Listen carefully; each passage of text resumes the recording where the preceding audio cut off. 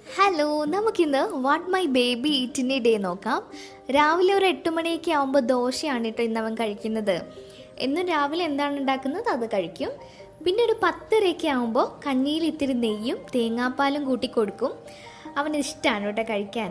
പിന്നെ ഒരു ഉറക്കൊക്കെ എണീറ്റ് വരണ സമയത്ത് എന്തെങ്കിലും ഒരു ഫ്രൂട്ട്സ് കൊടുക്കും. ഇത്തവണ മാംഗോ ആണ് അവൻ കഴിക്കുന്നത്. ലഞ്ച് ഞാനൊരു 2 മണിയൊക്കെ ആകുമ്പോഴാണ് കൊടുക്കുന്നത്. ബീട്രൂട്ട് ഉപ്പേരിയും ഒരു ചിക്കൻ്റെ പീസും കൂടി ആയിട്ടാണ് കേട്ടോ കൊടുക്കുന്നത്. അവന് ഇഷ്ടമാണ്, കുറേ കറികളൊക്കെ കൂട്ടി അവന് ചോണ്ടാൻ ഇഷ്ടമാണ്.